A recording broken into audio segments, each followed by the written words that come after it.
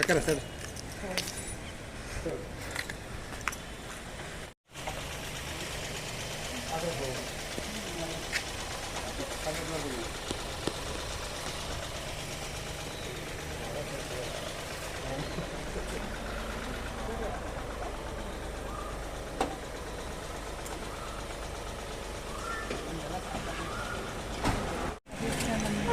ಈ ಥರ ಆಗಿದ್ದಕ್ಕೆ ಸರ್ ನಾವು ಕುಡಿಸ್ತೀವಿ ಅಂತ ಕರ್ಕೊಂಡಿದ್ದಾರೆ. ಅದು ಏನೇನು ಆಯಿತು ಎಲ್ಲ ಬಿಡ್ಕೊಂಡಿದ್ದಾರೆ ಸರ್.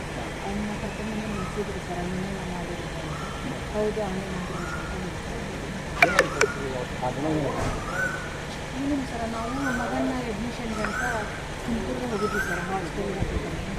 ಹೋದಾಗ ಟ್ರೈನಲ್ಲಿ ಬರ್ತಾಯಿದ್ವಿ ಸರ್. ಬರ್ತಿರುವಾಗ ಆ ಥರ ಆಯಿತು. ಅವನು ನಮ್ಮನ್ನೇ ನೋಡ್ತಿದ್ದೆ ಸರ್, ಅವ ಹೇಗಿದ್ದ ಹಚ್ಚಿದ ಗೊತ್ತಿಲ್ಲ ಸರ್. ನೋಡ್ತಿದ್ದ, ನಾವು ಇವಾಗ ಯಾಕೆ ಈ ಥರ ನೋಡ್ತಿದ್ದಾನಂತ ಇದು ಮಾಡಿದ್ವಿ ಸರ್. ನಾನು ಬಾತ್ರೂಮ್ಗೆ ಹೋದೆ. ಬಾತ್ರೂಮ್ಗೆ ಹೋದ್ಮೇಲೆ ಅವ ಅಲ್ಲಿ ಬಂದು ನನ್ನ ಕಳ್ಳಿ ಬಾಯಿ ಇದು ಮಾಡೋಕ್ಕೆ ನೋಡಿದೆ ಸರ್. ನೋಡಿದ್ಮೇಲೆ ನಾನು ಅಷ್ಟೊತ್ತಿಗೆ ಚೀರಿದೆ. ಚೀರಿದ ಮೇಲೆ ಚಾಕು ತೆಗೆದು ಚಾಕು ಹಾಕಿದೆ ಸರ್. ಅವಾಗ ಆ ಟೈಮಲ್ಲಿ ಭಯ ಆಗಿತ್ತು. ಭಯ ಆಗಿತ್ತು ಸರ್.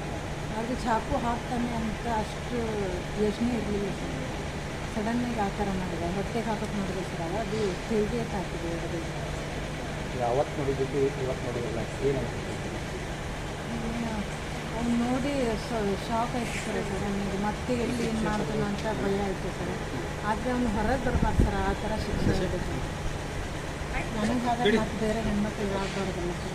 ಒಬ್ಬೊಬ್ಬರೇ ಅದಾಗಲೂ ಕಷ್ಟ ಅಲ್ಲ. ಇನ್ಮೇಲೆ ಇದು ಭಯ ಬಿಟ್ಕೊಂಡು ಸರ್ ಇದೆಲ್ಲರಿಗೂ ಅಷ್ಟೇ ಸರ್. ಅದು ಹೊರಗೆ ಬರಲಾರ್ದಂಗೆ ಆಗಬೇಕು. ಅದೇ ಆದರೆ ಈಗ ಒಬ್ಬ ನಿಮ್ಗಾಗಲಿ ನಿಮ್ಮ ಕಷ್ಟ ಆಗೋಕ್ಕಿಂತ ಮೊದಲು ಆತ ತಿಂದವನ್ನು ಕೊಲೆ ಮಾಡಿದ ಅಂತ ಗೊತ್ತಿರಲಿಲ್ಲ.